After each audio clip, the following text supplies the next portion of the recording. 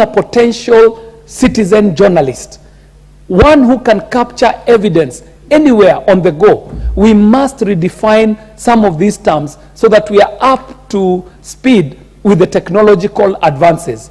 Madam Speaker, the mover, the leader of majority, was very clear about what we will need to do now to fortify this amendment so that this definition does not fall prey to people who manipulate photos, Madam Speaker. But the assurance here is that the good thing about the digital technology, there is always a digital footprint. If you manipulate a photograph, it does not matter how good you are at Photoshop, there will be a digital footprint embedded in that manipulated image that will prove that it is either an organic real image or it is a manipulated image using any of the softwares available. So, Madam Speaker, I do support the amendment of the Evidence Act, Cap 80, to be able to define the photograph better. Madam Speaker, the Judicta Act is seeking to increase, the amendment on this act is seeking to increase the number of appeal judges. Madam Speaker, you know the problems in your constituency. The clamor for justice, Kenya being as litigious as it is, there are so many cases that are stuck in our courts. And they're not just stuck in our courts because maybe of inefficiency or human error. They're stuck because of the overwhelming amount of cases that have been filed in courts, Madam Speaker. So any effort that seeks to increase the administration of justice to as many people as possible should be supported, Madam Speaker. And it is true, we have been able to take our High Court to as many corners of the country as is possible. That should also be the case for the Court of Appeal. So, Madam Speaker, on the count of increasing the judges in the Court of Appeal to be able to offer as much justice to as many people as possible speaks to the principle of utility, Madam Speaker.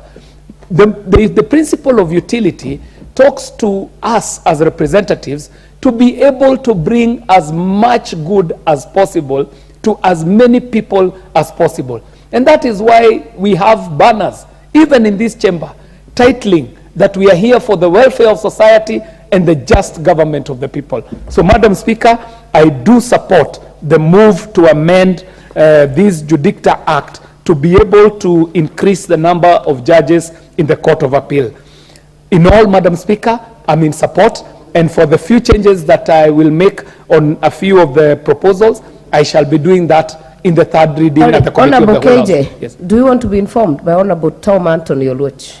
This is a great mind, Madam Speaker, and I would want to benefit from the information from my former leader at Kenyatta University. Honorable Mp.Oluoch.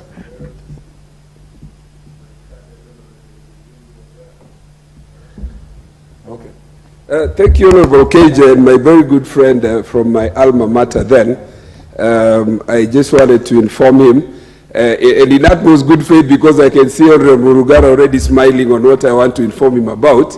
The act is called the Judicature Act. I know understandably, because he's not a lawyer, he called it the he's called it what?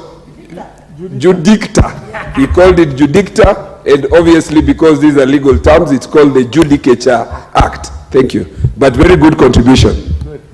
Thank you. I think, Honorable KJ, you're well guided. Madam Speaker, you can see the reason why I would accept information from the Honorable Wakili Mp.Oluoch. Madam Speaker, they say that English originated from the part of the world where the Honorable Tom comes from. And it is not lost on me that even some English words do sound like the Luo. If you gave an opportunity to the Honorable Oluoch, he would tell you that technology actually means exactly the same in English as it does in the Luo. It means it is very hard. Madam Speaker, I do appreciate the information that I did get. And Madam Speaker, I did say that if I have any changes to make to this, I shall be making that in the third reading in the Committee of the Whole House. But in all, Madam Speaker, I did stand to support. Thank you very much. Thank you. Member for Funyula. Thank you, Honorable Speaker. I'm one of the people who have always been very uncomfortable